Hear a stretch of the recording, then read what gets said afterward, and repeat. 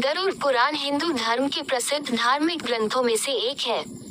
वैष्णव संप्रदाय से संबंधित गरुड़ पुराण में मृत्यु के बाद सद्गति प्रदान करने वाला माना जाता है। इसलिए सनातन में मृत्यु के बाद गरुड़ पुराण के श्रवण का प्रावधान है। इसके अधिष्ठात्र देव भगवान विष्णु हैं।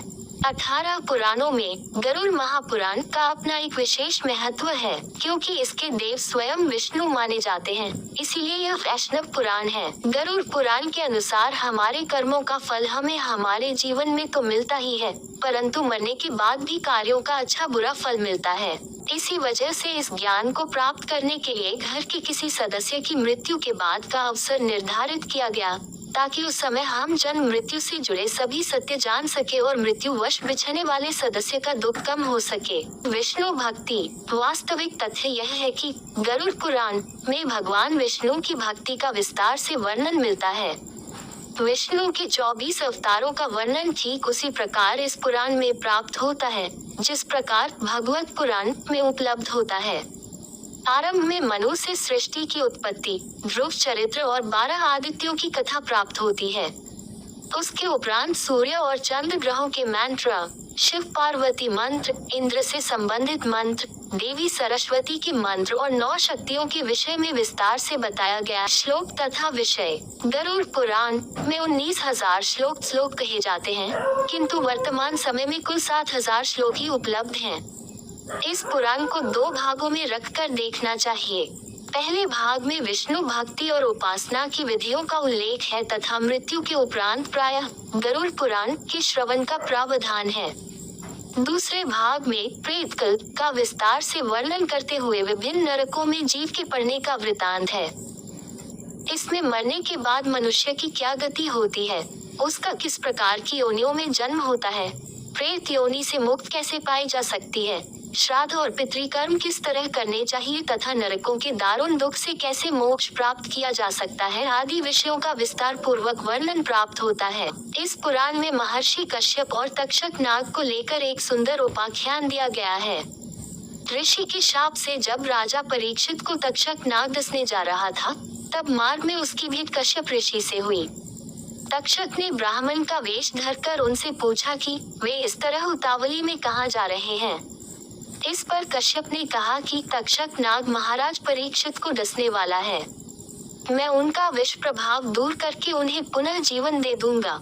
ये सुनकर तक्षक ने अपना परिचय दिया और उनसे लौट जाने के लिए कहा, क्योंकि उसके विष प्रभाव से आज तक कोई भी व्यक्ति जीवित नहीं बचा था। तब कश्यप ऋषि ने कहा कि वे अपनी मंत्र शक्ति से राजा परीक्षित का विष प्रभाव दूर कर देंगे। इस पर तक्षक ने कहा कि यदि ऐसी बात है तो आप इस वृक्ष को फिर से हरा भरा करके दिखाए, मैं इसे डसकर अभी भस्म किए देता हूँ। तक्षक नाग ने निकट ही स्थित एक वृक्ष को अपने विष के प्रभाव से तत्काल भस्म कर दिया। इस पर कश्यप ऋषि ने उस वृक्ष की भस्म एकत्र की और अपना मंत्र फूंका।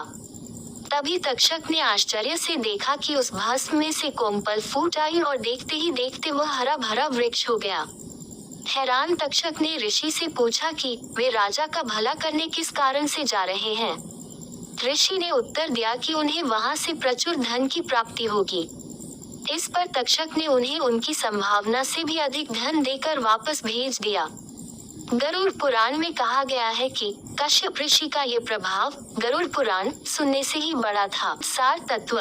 इस पुराण में नीति संबंधी सार तत्व, आयुर्वेद, गया तीर्थ का महात्म्य, श्राद्ध विधि, दशावतार चारित्र तथा सूर्य चंद्र वंशों का वर्णन विस्तार से प्राप्त होता है। बीच बीच में कुछ अन्य वंशों का भी उल्लेख है। इसके अतिरिक्त गारुड़ी विद्या मंत्र, पक्षी ओम स्वाहा और विष्णु पंचस्तोत्र आदि का वर्णन भी मिलता है। गरुड़ा पुराण में विविध रत्नों और मणियों के लक्षणों का वर्णन विस्तार पूर्वक किया गया है। साथ ही हिंदू ज्योतिष, सामुद्रिक शास्त्र, सांपों के लक्षण, धर्म शास्त्र, विनायक शांति, वर्णाश्रम धर्म व्यवस्था, विविध व्रत उपवास, संपूर्ण अष्टांग योग, पतिव्रत धर्म महात्म्य, जप तप कीर्तन और पूजा विधान आदि का भी सविस्तार उल्लेख हुआ है। इस पुराण के प्रेतकल्प में 35 अध्याय हैं, जिसका प्रचलन सबसे अधिक हिंदू धर्म में है। इन 35 अध्यायों में यमलोक, प्रेतलोक और प्रेत योनि क्यों प्राप्त होती है, उसके कारण दान, महिमा, प्रेत योनि से बचने के उपाय, अनुष्ठान और श्राद्ध कर्म आदि का वर्णन विस्तार से किया गया है। ये सारी बातें मृत्यु को प्राप्त व्यक्ति के परिवार वालों पर गहरा प्रभाव डालती हैं। वे दिवंगत व्यक्ति की सद्गति और मोक्ष के लिए पुराण विधान के अनुसार भरपूर दान दक्षिणा देने के लिए तत्पर हो जाते हैं। इस पुराण का उद्देश्य भी यही जान पड़ता है। नरक वर्णन। गरुड़ पुराण के दूसरे अध्याय में यह वर्णन मिलता है। इसके अनुसार गरुड़ ने कहा, हे केशव, यमलोक का मार्ग किस प्रकार दुखदायी होता है? पापी लोग वहाँ किस प्रकार जाते हैं, मुझे बताइए। भगवान बोले, हे गरुड़, महान दुख प्रदान करने वाले यममार्ग के विषय में मैं तुमसे कहता हूँ। मेरा भक्त होने पर भी तुम उसे सुनकर कांप उठोगे। यम मार्ग में वृक्ष की छाया नहीं है, अन्न आदि भी नहीं है, वहाँ कहीं जल भी नहीं है, वहाँ प्रलय काल की भांति 12 सूर्य तपते हैं। उस मार्ग से जाता हुआ पापी कभी बर्फीली हवा से पीड़ित होता है तो भी कांटे चुभते हैं। कभी महाविषधर सर्पों द्वारा डसा जाता है, कहीं अग्नि से जलाया जाता है, कहीं सिंहों, व्याघ्रों और भयंकर कुत्तों द्वारा खाया जाता है, कहीं बिच्छुओं द्वारा डसा जाता है। इसके बाद वह भयंकर असिपुत्र वन नामक नरक में पहुंचता है, जो 2000 योजन के विस्तार वाला है। ये वन कौओं, उल्लुओं, गीधों, सर्पों तथा डॉन्सों से व्याप्त है। उसमें चारों ओर दावाग्नि है।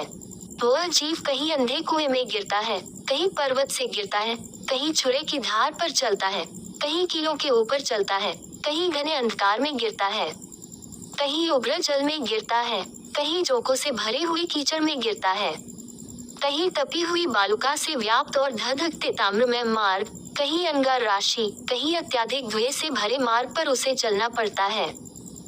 कहीं अंगार वृष्टि, कहीं बिजली गिरने, शिला वृष्टि, कहीं रक्त की, कहीं शस्त्र की और कहीं गर्म जल की वृष्टि होती है। कहीं खारे कीचड़ की वृष्टि होती है, कहीं मवाद, रक्त तथा विष्ठा से भरे हुए तालाब हैं। यम मार्ग के बीचों बीच अत्यंत उग्र और घोर वैतरणी नदी बहती है। वह देखने पर दुखदायिनी है। उसकी आवाज भय पैदा करने वाली है।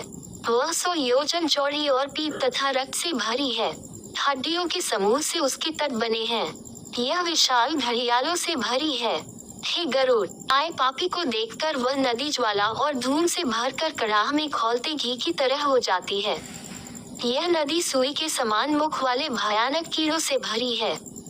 वज्र के समान चोंच वाले बड़े बड़े गीध हैं।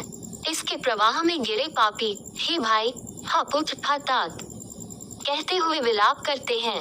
भूख प्यास से व्याकुल हो पापी रक्त का पान करते हैं। बहुत से बिच्छू तथा काले सांपों से व्याप्त उस नदी के बीच में गिरे हुए पापियों की रक्षा करने वाला कोई नहीं है। उसके सैकड़ों, हजारों भावरों में पड़कर पापी पाताल में चले जाते हैं। क्षण भर में ही ऊपर चले आते हैं। कुछ पापी पाश में बंधे होते हैं, कुछ अंकुश में फंसा कर खींचे जाते हैं और कुछ कोव द्वारा खींचे जाते हैं।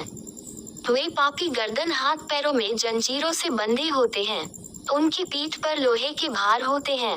अत्यंत घोर यमदूतों द्वारा मुगदरों से पीटे जाते हुए रक्त वमन करते हैं तथा वमन किए रक्त को पीते हैं।